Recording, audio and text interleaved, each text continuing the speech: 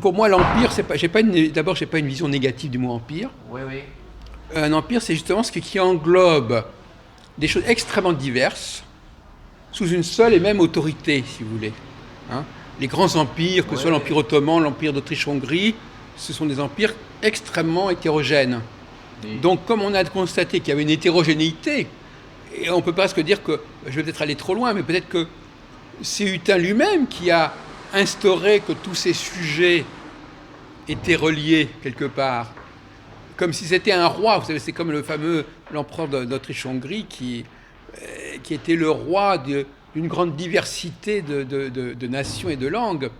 Donc quelque part, Hutin aurait unifié par sa personne même cet ensemble qui n'aurait pas été unifié du point de vue purement intellectuel, mais du point de vue tout simplement de la personne. Il aurait été le roi de l'ésotérisme, il aurait été le monsieur ésotérisme des années 50-60. Oui, de ce point de vue-là, on pourrait dire le représentant principal dans le domaine de la vulgarisation. Oui, ça, sans aucun doute, il est incontournable dans les années 60, 70. Même 50. Et même 50, même à partir de... Enfin, il prend la succession. Quelque part, il va au-delà de Amadou, sur le plan de l'emprise, pas sur le plan de la qualité. Pas de la qualité. Non, mais de point de vue, quelque part, c'est un jeune loup. C'est un jeune loup. Dans les années 50, c'est un jeune loup. Il est né en 1920, vous dites 29. Donc, en 51, il a 22 ans. Bon. Donc, c'est un jeune loup qui fait son trou dans ce domaine et qui, pendant une bonne vingtaine d'années, a une trajectoire extraordinaire. Oui.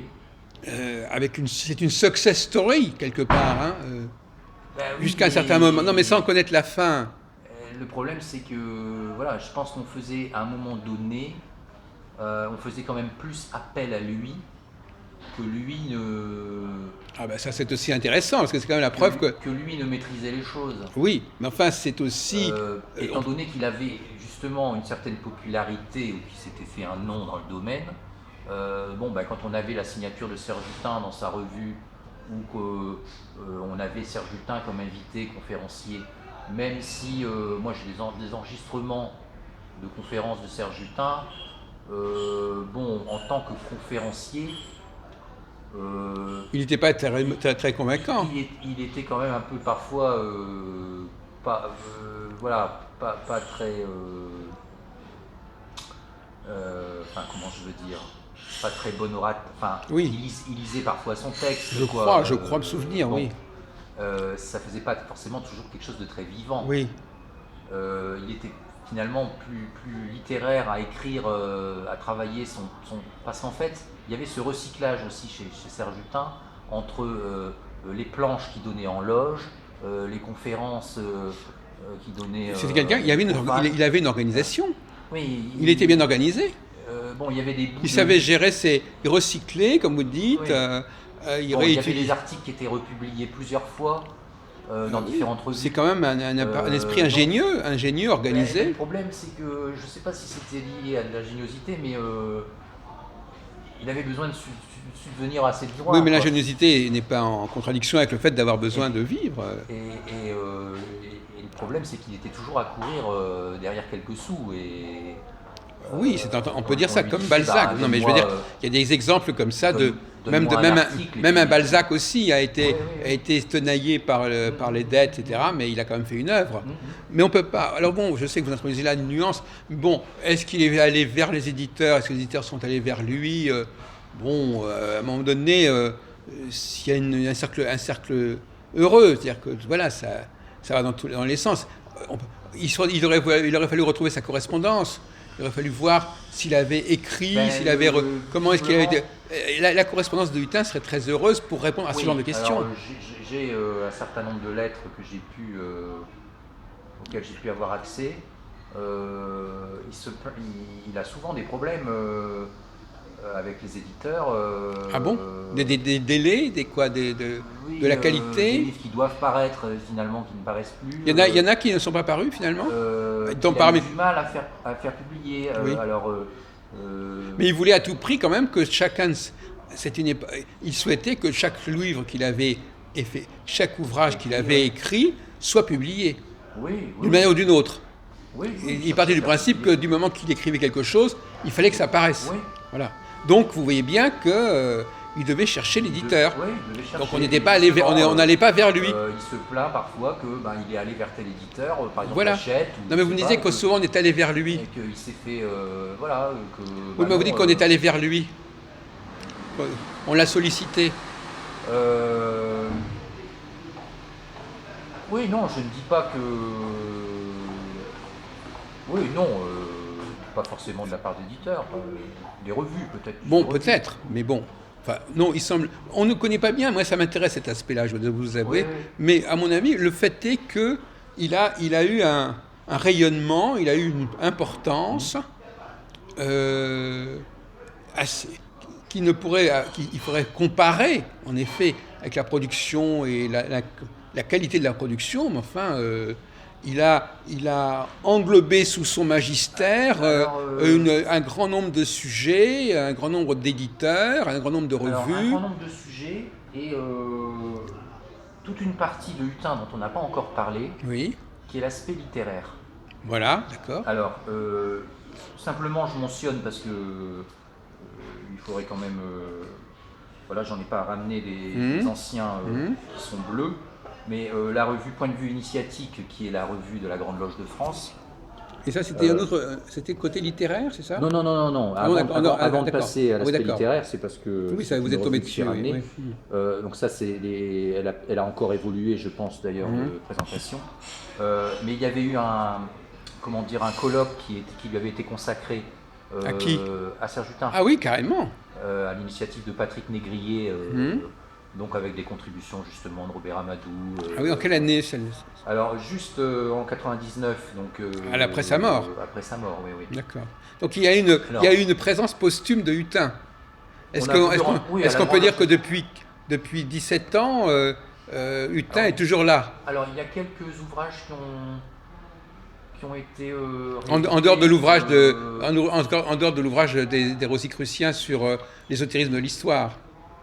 Voilà, donc là est un recueil de voilà. Alors il y a eu quelques rééditions. Ça c'est l'ouvrage posthume, voilà. C'est ça. Voilà, oui, ça c'est un recueil d'articles de la Morque. Alors il y a les éditions Arca qui ont republié son Aleister Crowley. Donc voilà l'original Marabout, voilà, c'est ça. Qui est assez recherché des amateurs et donc qui a été réédité chez les éditions Arca. Avec. Les Arca, c'est Michel Moutet, c'était. Non, c'est Thierry Garnier. Oui, mais enfin, il travaille avec Garnier, il travaille avec Michel Moutet. Oui, bon, ils sont en lien, oui. Il y a eu quelques articles qui ont été repris sur les Rose-Croix. Il y a toujours son introduction à Nostradamus, là, chez Gélu, Belfond, qui est aussi régulièrement reprise, oui. Je ne l'ai pas ramené, mais qui a été republié depuis. Bon, donc pour arriver à l'aspect littéraire... Oui, voilà, qu'est-ce que vous entendez par l'aspect littéraire? Alors, il y a deux ouvrages un peu à part de Serge Hutin, dont celui... qui disait être son préféré, qui s'appelle Voyage vers ailleurs, et qui n'est pas qui comporte des aspects un peu ésotériques. Déjà le titre est assez... Mais qui est plutôt littéraire. C'est quoi dire quoi dans votre langage littéraire? C'est pas romancé. C'est pas poétique. Non, mais je veux dire qui fait référence à son univers de littérature fantastique. Ah oui. Mais où se mêle la science-fiction, mais aussi des aspects alchimiques. Vous voulez dire quelque chose de plus large, mais enfin, vous voulez dire que le fantastique, on peut imaginer qu'en effet, ça fait partie de ce champ-là. Non, mais bon, par exemple, il va faire référence à Rimbaud. Oui, mais je crois qu'aussi il fait parfois des références à des films. Apparemment, il va avoir des films. Non, mais enfin, il cite. J'ai vu un article où il citait des films. Oui. Alors, il a eu tout cet intérêt pour. Il y a eu toute la période aussi dans les années 60, il était intéressé par Dracula, de Bram Stoker, par rapport à la Golden Dawn, bon, ça c'est lié aussi avec Crowley, enfin. D'accord. Donc là, il a une culture littéraire. Il a une culture littéraire.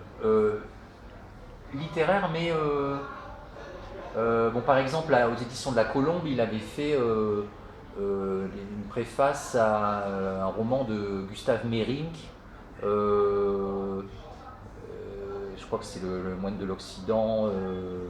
Enfin, il avait toujours un intérêt pour les romans d'auteurs dont il pensait qu'ils avaient été initiés ou qu'ils étaient détenteurs de secrets ésotériques.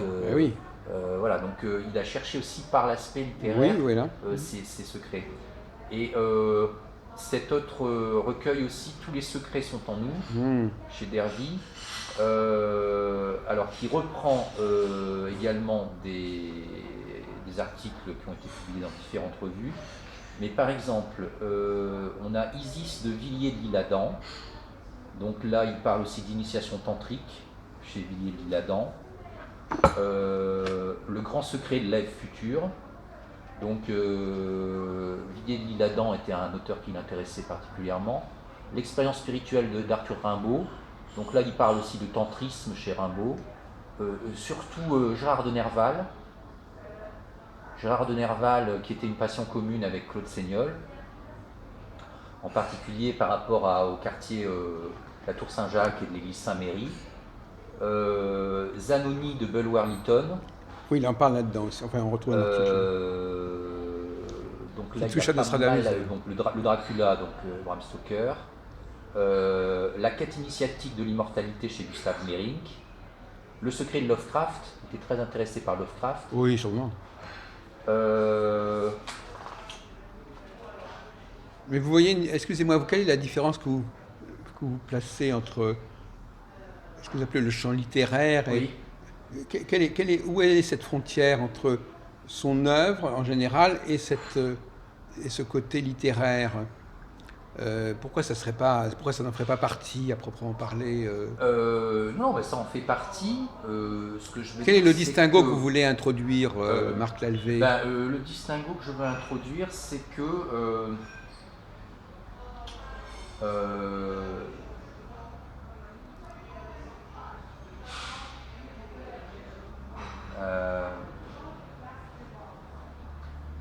tout dépend comment on conçoit le mot ésotérisme. Mais je ne suis pas certain qu'au niveau universitaire, on étudie les aspects ésotériques.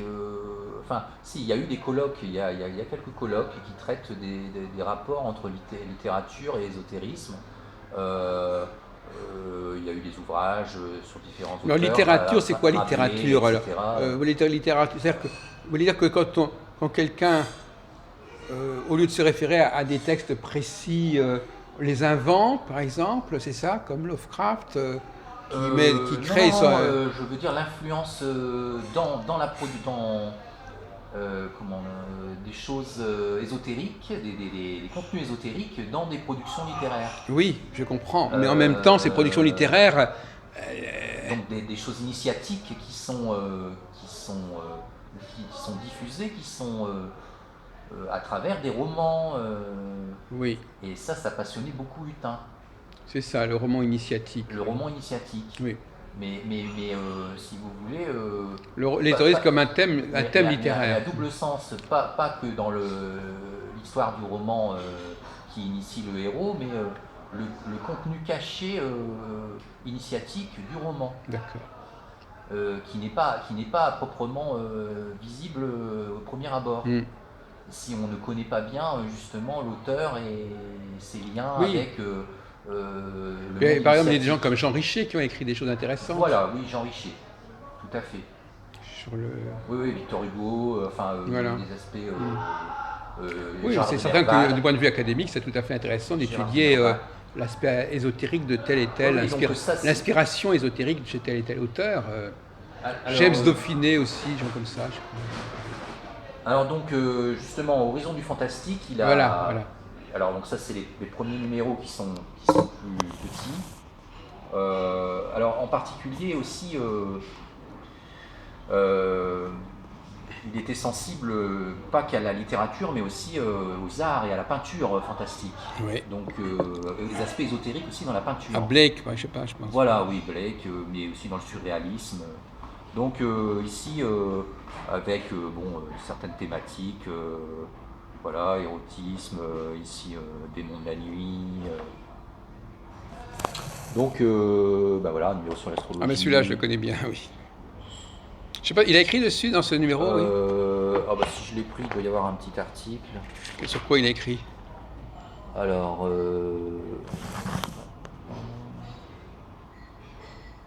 l'amour et l'astrologie. L'amour, et qu'est-ce qu'il dit là-dessus? Alors, qu'est-ce qu'il dit là-dessus Non, mais j'essaie de savoir, enfin, parce que je ne me suis pas interrogé, quel est son rapport à l'astrologie, bien qu'il écrit sur l'astrologie. C'est toujours les petites choses. Hein. Il exprime des convictions sur ce sujet, parce que l'amour, c'est un sujet qui l'intéresse aussi. Il pourrait penser que sa copine était de tel signe, je ne sais pas, j'en sais rien.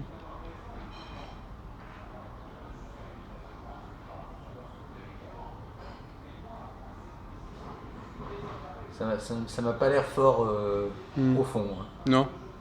Justement, est-ce que ça exprime une croyance de sa part en l'astrologie? Ou dans les signes zodiacaux?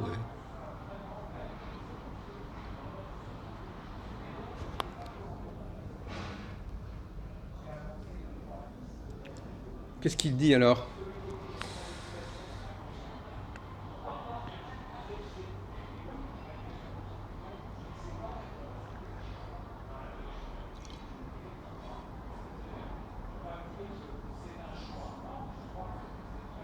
Non, il parle du thème astrologique, mais franchement, il n'y a pas. Montrez-le-moi une Il n'y a seconde. pas grand-chose de très inspiré.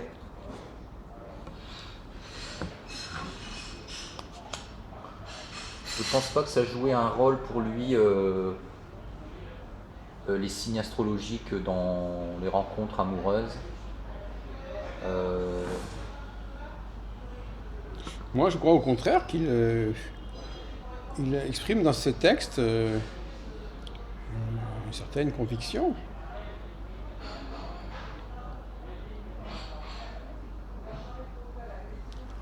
Si nous continuons à interroger les astrologues, ils nous diront aussi que la chance dans le domaine amoureux constitue un domaine particulier qu'il serait artificiel de réduire à tel ou tel autre.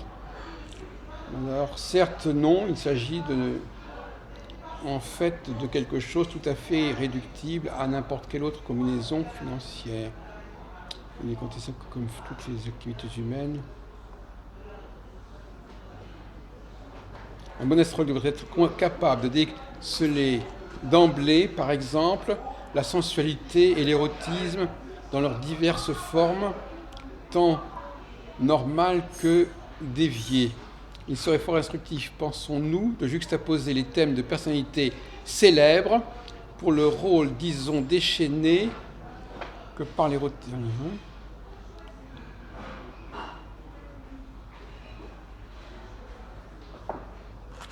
Oui, et c'est assez étrange. Enfin, j'ai l'impression ça inspire cette sorte d'amour et d'astrologie.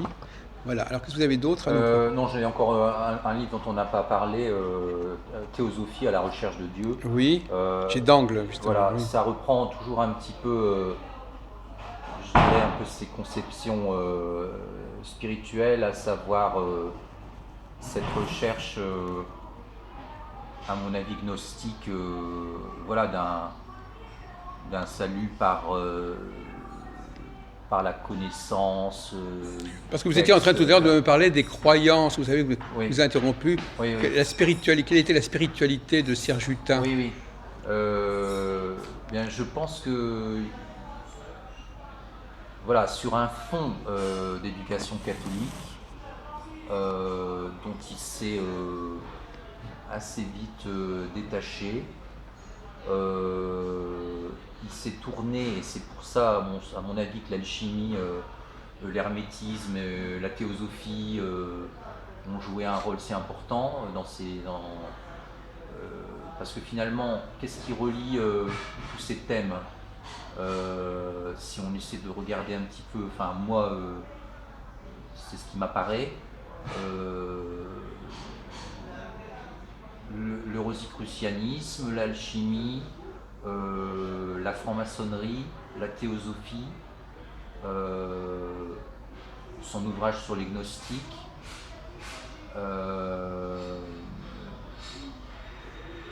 cette recherche, cette croyance en des vies antérieures et cette recherche de la femme idéale qu'on pense avoir connue dans une vie antérieure.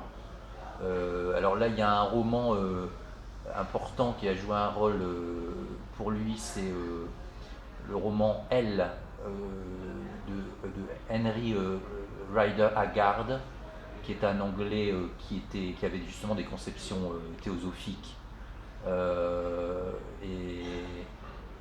Et ce roman qui court sur plusieurs siècles, où il y a justement des réincarnations et des cycles successifs, voilà.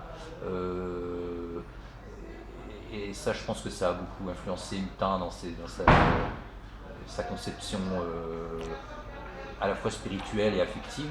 Mais vous avez votre mémoire quand même, il emploie, il parle de, excusez-moi, il emploie le mot croyance, je veux dire, il y a une dimension sociologique dans votre mémoire, non? Contribution à l'étude d'une croyance ésotérique contemporaine. Oui, alors là, vous situez comme une sorte de sociologue de l'ésotérisme, monsieur Lalvé. Ben, le problème, c'est que c'est pas un domaine qui est facile à aborder au point de vue universitaire dans un champ disciplinaire très défini. C'est vrai que la sociologie est une façon d'aborder le... Madame Elisabeth Tessier a fait une thèse de sociologie sur la discipline, oui.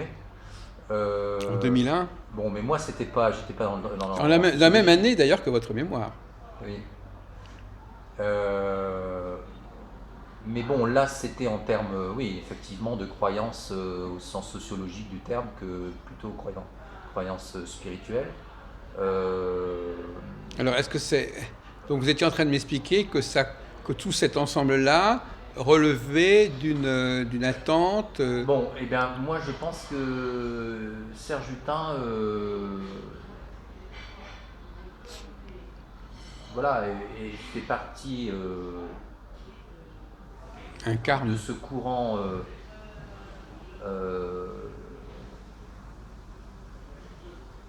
non, mais de gnostiques qui recherchent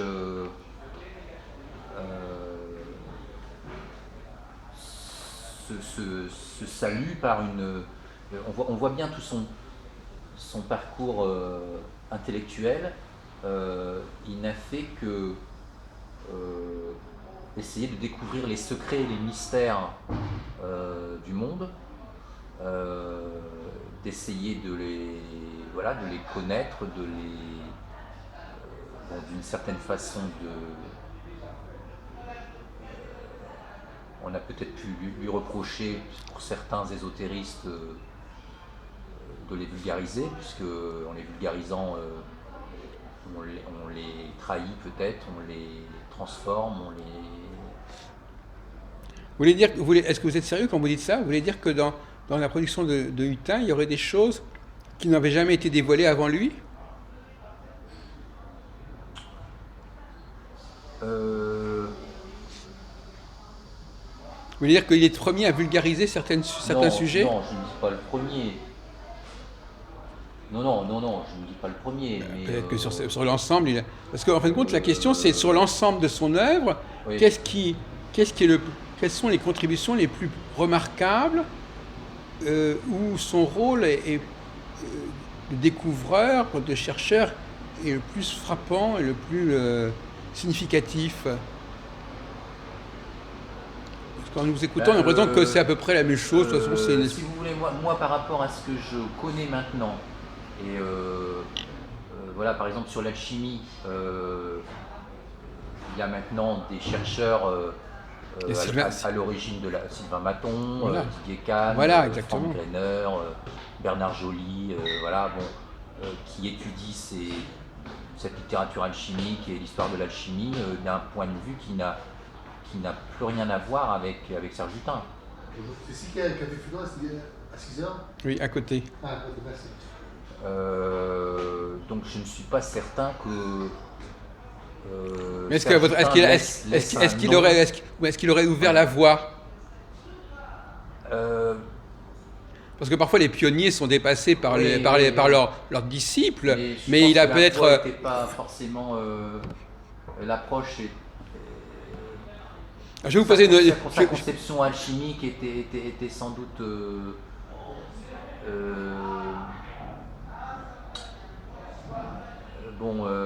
Il poursuit des gens comme Amadou. Quels sont les précurseurs de Hutin, du phénomène Hutin? Alors, les précurseurs.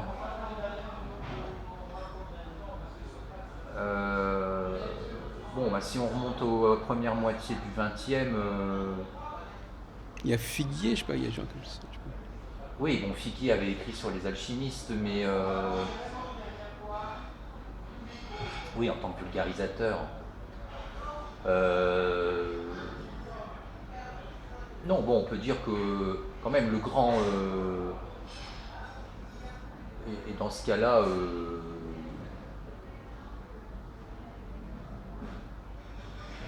Par rapport à ce qui était révélé dans les ouvrages, ce qui ne l'était pas, Papus a certainement été un auteur qui a été beaucoup plus, qui a peut-être travaillé sur différents plans, parce qu'il y a eu des ouvrages. Une comparaison intéressante, Papus. Il y a eu des ouvrages quand même tournés vers le grand public, qui ont été réédités chez Dangle. C'est vrai qu'il y a aussi eu beaucoup d'encyclopédies, vous savez. Oui, d'encyclopédies, des sciences occultes. Voilà, même des romans écrits sur beaucoup de sujets. Voilà, tout à fait. Le livre de Il faisait un peu tous les arts divinatoires. L'encyclopédie parue chez Argentor, voilà. Je sais pas quoi, oui. Est-ce que le terme science occulte est aussi valable que le terme ésotérisme, à votre avis, pour désigner cette nébuleuse Est-ce que ce sont des termes qui sont équivalents, en gros? C'est le problème de la définition du mot ésotérisme. Je pense que maintenant, avec les travaux universitaires du domaine, le mot ésotérisme, entre la conception du grand public. Parce qu'il y avait aussi Eliphas Lévy, si on remonte plus. Oui, l'origine du mot. Même au niveau des sujets abordés. Oui. Mais je veux dire, entre l'ésotérisme, du rayon ésotérisme de librairie, et l'ésotérisme étudié à la Sorbonne, on ne parle pas du même ésotérisme. Ce qui me frappe, moi, en vous écoutant, c'est qu'en fin de compte, au fond, Hutin a traité de nombreux sujets, mais séparément. Il ne les a pas étudiés sous un seul et même volume, comme ça se faisait d'ailleurs avant. Il n'a pas fait une encyclopédie, il a fait des articles. C'est très épars, effectivement, et il n'a pas rassemblé tout cela, sauf dans cet ouvrage, qui est une compilation. Oui, mais alors, justement,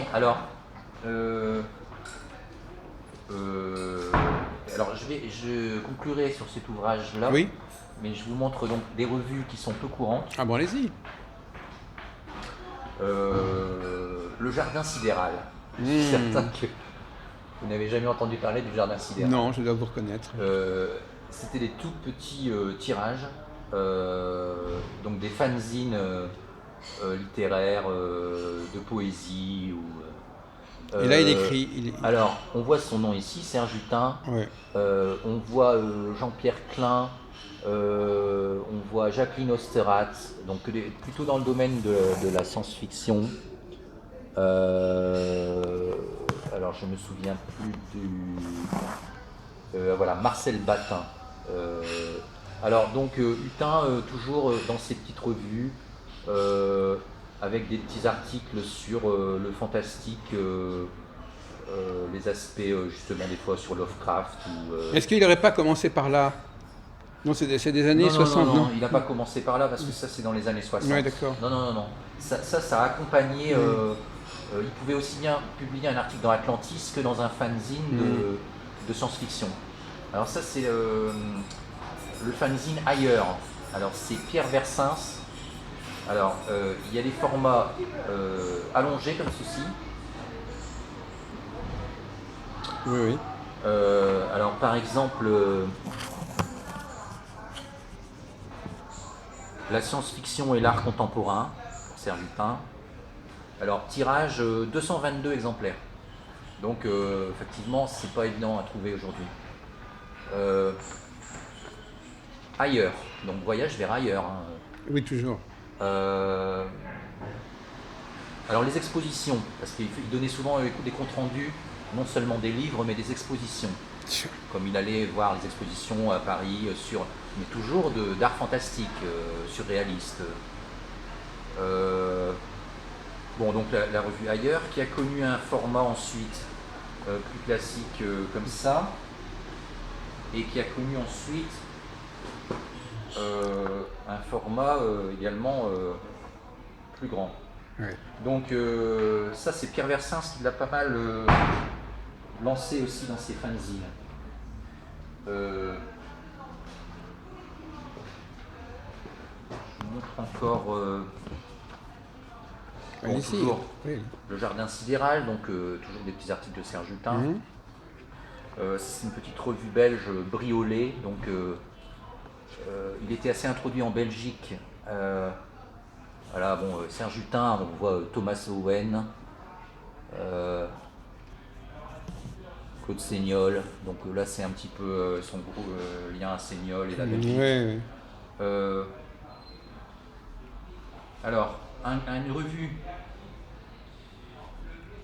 où il a été vraiment un collaborateur assez fidèle, qui s'appelle Fantasmagie, qui est une revue belge qui est en marge du surréalisme en fait. C'est en particulier avec Max Bucaille et Aubin Pasque. Donc il y a des collages, des peintures, et donc Hutin était toujours en particulier s'occupait aussi de la chronique. Oui. Alors avec des aspects, bon, les éléments, la nuit.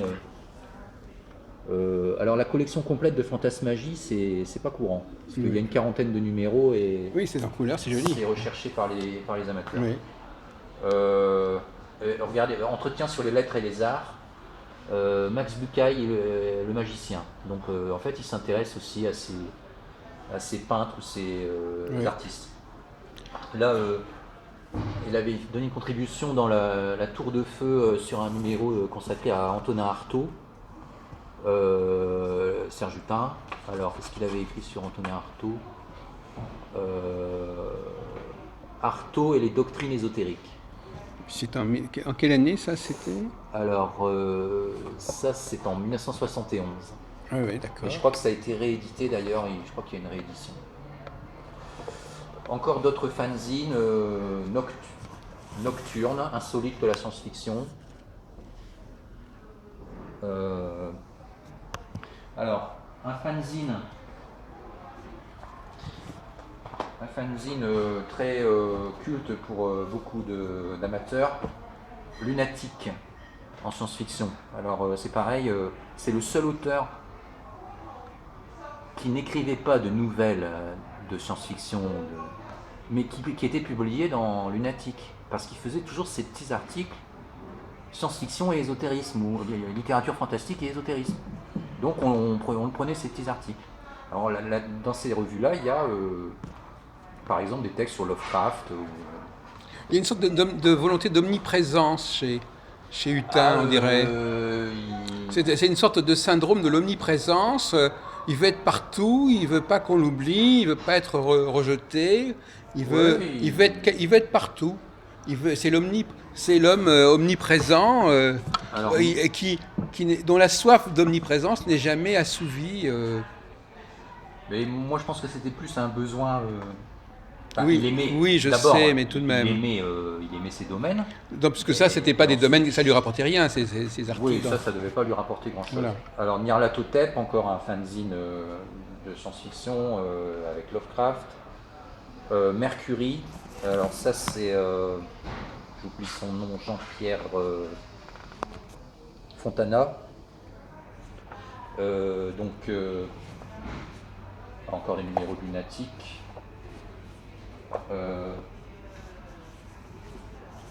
Encore un. Alors c'est vraiment des choses, on voit, c'est artisanal. Renéotypé, Voilà, c'est ça. fait dans un coin de cave. Oui, c'est un peu comme alors, l'Internet d'aujourd'hui. Voilà, espace, voilà, bon. Carélène, Orion Carélène, encore des numéros de Lunatique. Voilà, bon. Donc ça c'est vraiment la partie des articles de Hutin qui est la moins connue. Oui, bravo. Parce que ce sont des petits tirages. Mais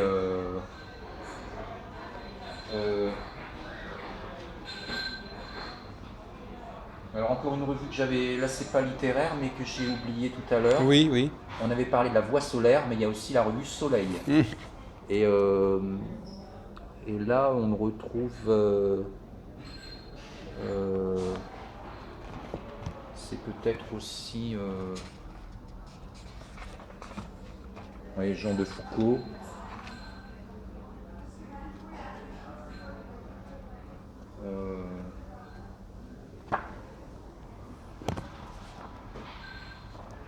Là, le musée vivant, encore une publication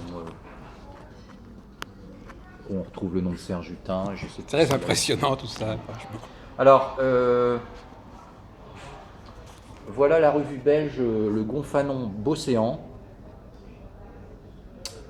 Alors en fait,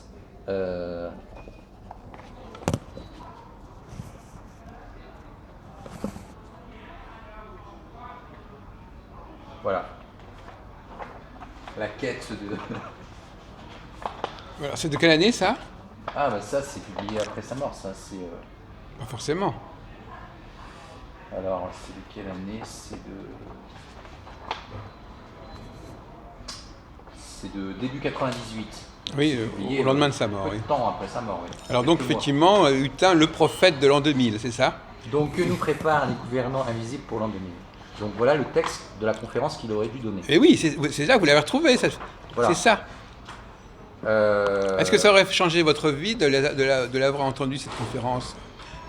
Parce qu'on a l'impression que si vous aviez entendu cette conférence, vous auriez été moins frustré. Donc étant moins frustré, vous auriez moins cherché à compenser. Alors c'est une question intéressante parce que si je l'avais rencontré, j'aurais peut-être été finalement, je ne vais pas dire déçu, parce qu'en fait quand on lit cette conférence, moi qui ai exploré pas mal ces sujets, je n'y apprends pas grand-chose. Ouais. Alors, je sais que j'aurais été content de rencontrer Serge Hutin, mais... juste avant sa mort, d'ailleurs. Voilà, et ça aurait été sans doute la dernière occasion que j'avais de le rencontrer. Mais paradoxalement, j'aurais peut-être été déçu. Oui. Et donc, vous n'auriez peut-être pas investi les... Et je n'aurais donc pas fait ces recherches... depuis quand même presque 20 ans. Oui, enfin... Là, mais enfin, de toute façon, vous étiez déjà investi là-dedans. Pour vous intéresser à Hutin, il fallait que vous soyez vous-même. Quel a été votre parcours, Marc Lalvé, alors finalement? Vous avez rencontré l'ésotérisme à quel âge, en quelle année? Parce que 97, c'est un moment clé, mais c'est pas un moment initial. Votre passion, elle est antérieure. Oui, mais pas de beaucoup. Elle est antérieure de 2-3 ans? De 96. Ah oui, d'accord. Donc et pourquoi est-ce qu'elle s'est déclenchée, cette passion, initialement? Pourquoi vous avez voulu aller voir de ce côté-là? Si ce n'est pas indiscret. Ça n'est pas indiscret. Je me suis intéressé à la question du sida. Oui. Et l'origine de certains virus. Et je suis tombé sur certains ouvrages qui m'ont profondément bouleversé sur cette question. Oui. Et qui m'ont amené à me poser des questions sur certaines organisations internationales. Oui. Et d'où nous retombons sur l'ouvrage que j'évoquais tout à l'heure, qui est paru en 96 et qui a très vite fait débat. Et le débat, je voudrais, pour ne pas forcément mettre en avant ce livre ou en faire la publicité, équilibrer le débat. Ah, Taguieff. Puisqu'on parlait tout à l'heure quand même d'un grand spécialiste de ces questions. De cet ouvrage donc, qui s'appelle La foire aux illuminés, ésotérisme, théorie du complot et extrémisme, où l'auteur, je dirais, évoque et critique fortement cet ouvrage.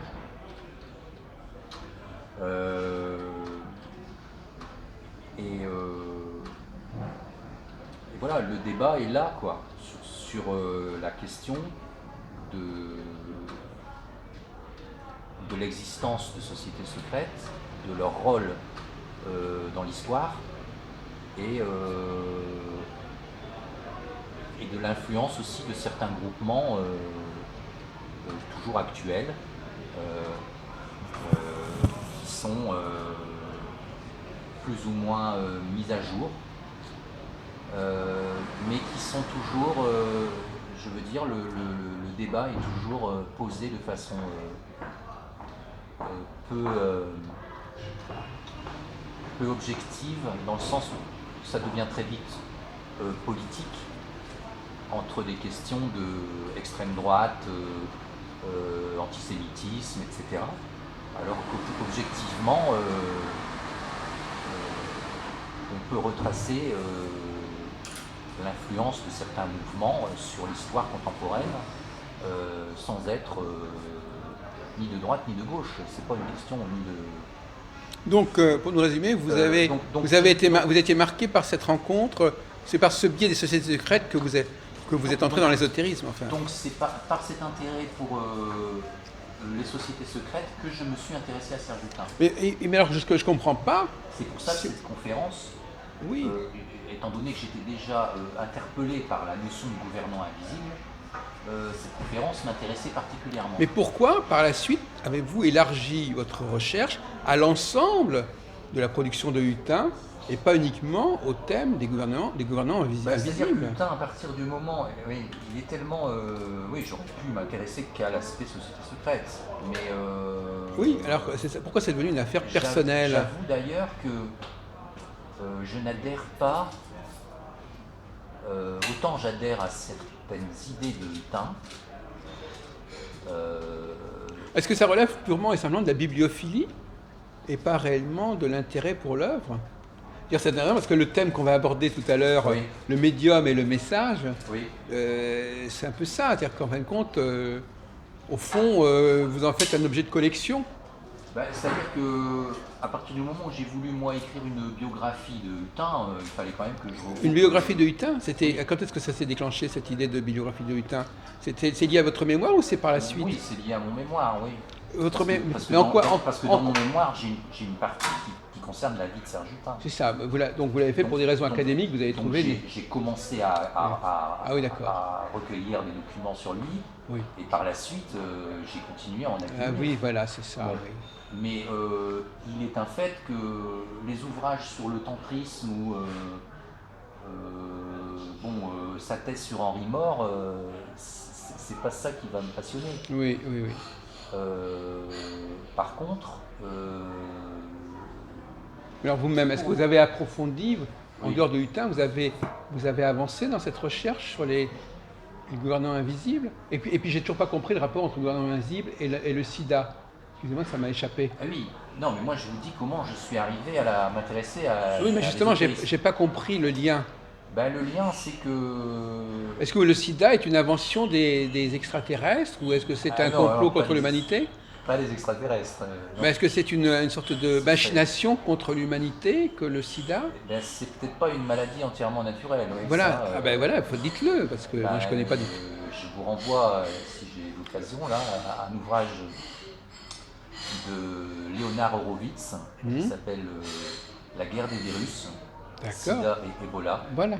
naturel, accidentel ou intentionnel. Bon, on parle beaucoup d'Ebola actuellement d'ailleurs. Voilà, et une fois qu'on a lu... C'est la guerre chimique, c'est la guerre bactériologique. Biologique, ouais. Oui. Une fois qu'on a lu cet ouvrage, on ne voit plus le sida de la même façon. Et on est obligé de s'interroger sur le monde dans lequel on vit. Ah, oui, oui. On peut plus avoir une confiance aveugle dans ce qu'on nous raconte. Et par exemple, est-ce que vous avez un point de vue sur ce qui s'est passé en 2001 à New York? Est-ce que vous est-ce que vous croyez à la théorie du complot? Parce qu'il y a eu des ouvrages très intéressants sur la théorie du complot. Est-ce que ça a été... je sais pas, parce que pendant que vous y êtes, Oui. bon. Parce que 2001, c'est la même année que votre fameux... C'est juste avant. Effectivement, juste avant. Je me souviens bien. Quel est cet auteur qui s'est fait connaître à cette époque? Vous savez que aux États-Unis, bon, sans revenir à l'assassinat de Kennedy, mais il y a pratiquement, je crois, un Américain sur 3, voire un Américain sur 2, qui ne croit pas à la thèse officielle du 11 septembre. Oui, à ce point-là. Oui. Oui. Oui. C'est pratiquement, c'est des pourcentages, c'est pas 5% de la population, c'est Oui, mais est-ce qu'ils ont... c'est, Et comment- 25-30%. mais qu'est-ce que ça signifie? Bon. Ça veut dire qu'ils sont d'autres... Ça veut dire quoi? Ça Ils ont d'autres signifie- informations? Ça leur paraît pas plausible? Qu'est-ce qui les gêne? Ils connaissent tellement bien l'histoire de leur pays, Ouais. c'est 25-30%, Oui. depuis 40 ans, Oui. ce qui n'est pas le cas de beaucoup de Français. Ouais. Ils connaissent tellement bien l'histoire de leur pays depuis l'assassinat de Kennedy qu'ils n'ont absolument plus aucune confiance Oui. dans ce que leur raconte Oui. leur président et Oui. leur autorité. Oui. Parce qu'ils savent très bien comment sont élus leurs présidents. Oui. Ils savent très bien que républicains ou démocrates, de toute façon, s'ils n'ont pas le soutien de certaines organisations, Ouais. qui sont par exemple le CFR, le Council on Foreign Relations, ils ne deviendront pas présidents des États-Unis. Donc,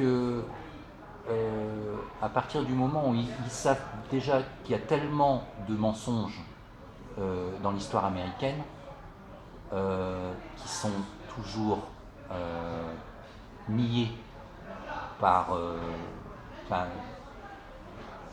ils deviennent extrêmement méfiants par rapport à ce qu'on leur raconte.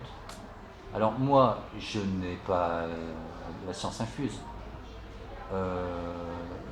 Ce que je sais, c'est qu'il y a des groupements qui veulent déclencher des guerres, qui voulaient déclencher, aller en Irak et aller en Afghanistan. Revenir en Irak, je dirais même.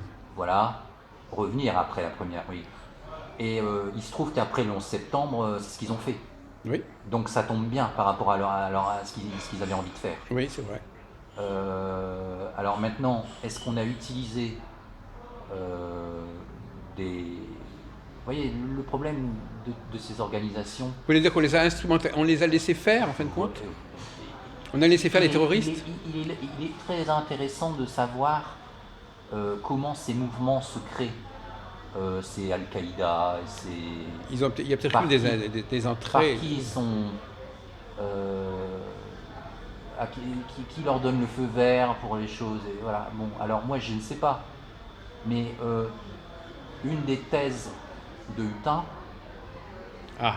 est de dire que il y a des gouvernants invisibles. Ça veut dire des groupements voilà, qu'on ne connaît pas, dont on ne connaît pas les noms, des personnes dont on ne connaît pas les noms, qui ont tellement d'influence sur tellement de mouvements simultanés, voire opposés, Voilà. voire opposés entre eux, Ouais. qui sont capables d'orienter. Comme pour la bourse, par exemple, on peut trafiquer la bourse. C'est pas on peut, on sait très bien que la bourse est trafiquée.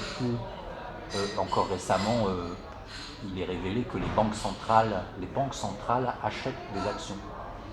Donc la bourse est complètement manipulée. Donc je ne suis certainement pas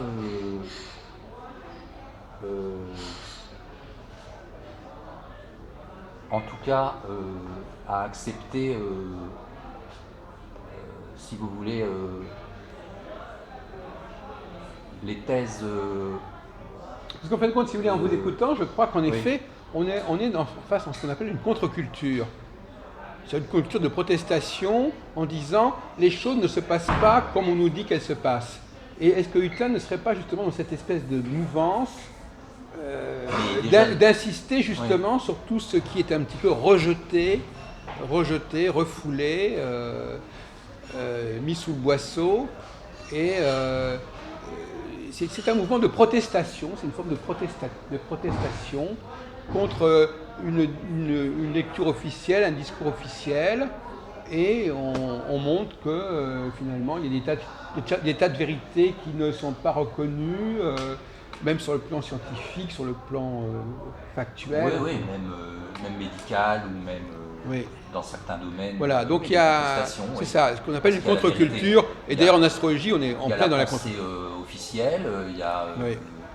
Et puis, il y a d'autres types... Donc, tout ce que touche Hutin touche à ces sujets un petit peu sensibles, sur les sujets qui sont un petit peu en délicatesse par rapport à la société dominante, on va dire masculine. D'ailleurs, entre parenthèses, il y a un sujet qu'on n'a pas abordé, enfin, plus ou moins, mais il y aurait une opposition entre le monde masculin et le monde féminin. Enfin, bon, les femmes étant très présentes dans certains milieux qui sont justement, en astrologie c'est évident, mais dans d'autres domaines aussi, les femmes étant très présentes dans tout ce qui peut remettre en question la science dominante, les valeurs et les critères de la science dominante, qui serait masculine. Donc la femme est l'avenir de l'homme, alors ? Non, je n'ai pas du tout dit ça. J'ai dit que les femmes sont tentées de miner le pouvoir masculin en mettant en avant... et là, ce qui nous renvoie d'ailleurs quelque part au rapport extrêmement ambigu de Hutin avec les femmes, qui fait que quelque part, et le rapport particulier qu'il a avec sa mère, qui fait que quelque part, il est dans une sorte de rejet du père. Il aurait un problème au rapport avec le père, et ce rejet du père, eh bien, il se manifesterait à travers cet intérêt pour ces domaines. Oui, il a investi, je pense que, bon là, c'est assez classique. Parce que le père, il est parti très tôt, mais c'est pas de sa faute.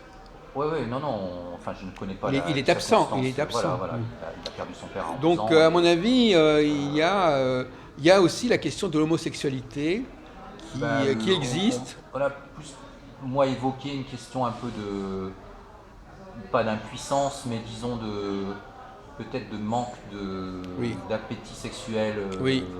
Mais dans ces milieux-là, les hommes qui sont dans ces milieux-là, je pense à quelques cas marquants, sont des hommes qui ont un problème d'identité sexuelle. Souvent. Parce que si vous fréquentiez le milieu astrologique, vous verriez que vous avez des salles où il y a 150 personnes, il y a un homme. Oui. Et presque toutes les femmes, enfin je veux dire, c'est quand même, et d'ailleurs parfois ils ne s'en cachent pas, c'est une contre-culture, l'astrologie par excellence d'ailleurs. C'est justement ça que peut-être Hutin a manqué, c'est que s'il y a bien un domaine qui est dans l'ordre de la contre-culture emblématiquement, c'est bien l'astrologie. Et éventuellement l'alchimie aussi. C'est-à-dire que ce sont des domaines qui sont justement en porte-à-faux avec la science. Pas forcément la science historique. Il y a la science historique, mais aussi la science des sciences dures, etc. Tous ces domaines qui sont un petit peu... qui sont en porte-à-faux avec tout l'establishment intellectuel. Donc finalement, comme vous dites, il est entré dans l'establishment intellectuel, il est entré au CNRS, mais en même temps, il il est plus fasciné par ce qui va contre la science que ce qui va contre la science officielle. Quelque part, il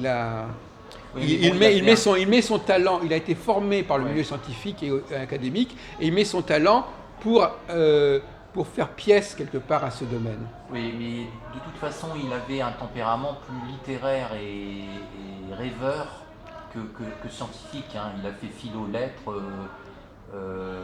Oui, mais comme vous dites vous-même, il a très peu écrit au niveau littéraire. Oui. Non. Je crois que tout son savoir, tout ce qu'il fait est en rapport avec le savoir. Oui. C'est une mise en question du savoir. Oui. C'est pas un itinéraire de romancier. Non, pas dans sa production. Mais ce que je veux dire, c'est dans son état d'esprit, c'était plus un comment je veux dire.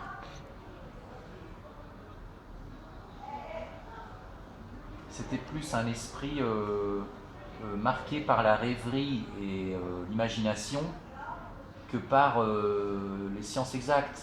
Mais vous-même, par exemple, Marc Lalvé, quelle est la place de l'ésotérisme et de vos recherches dans l'ensemble de votre activité? Est-ce que c'est important ou est-ce que c'est marginal? Parce que moi, quel est le personnage que vous êtes vous-même? Moi, c'est juste un intérêt. Mais par ailleurs, vous avez d'autres activités qui n'ont rien à voir? Ah bah oui, ça, moi, mon activité n'a rien à voir avec l'ésotérisme. Je suis en aucune façon partie prenante dans l'ésotérisme. Donc, vous n'êtes pas... Mon unique intérêt...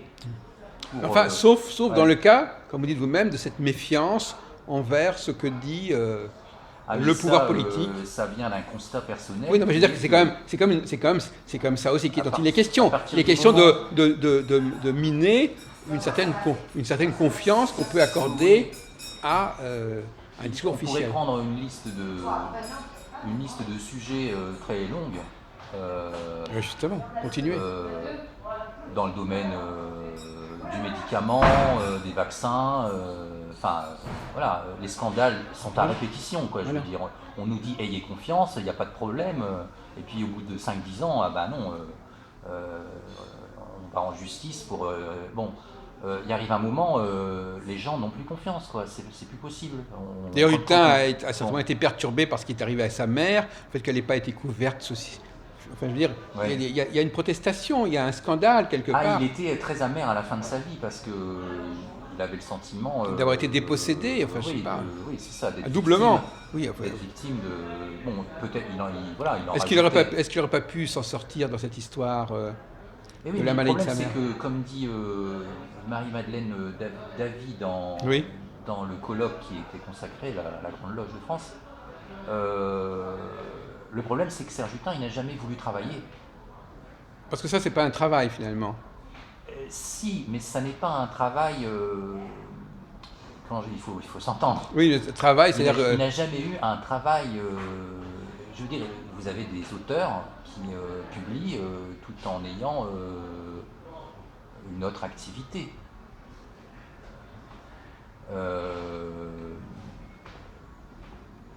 Ah oui, d'accord. Je veux dire que, qu'il soit... si, bien sûr, c'est un travail de produire des livres, mais on n'en vit pas. Il n'a pas été salarié, vous voulez dire qu'il n'a pas obéi à une commande extérieure il n'a jamais cherché à avoir une stabilité matérielle. Parce qu'il consacrait tout son temps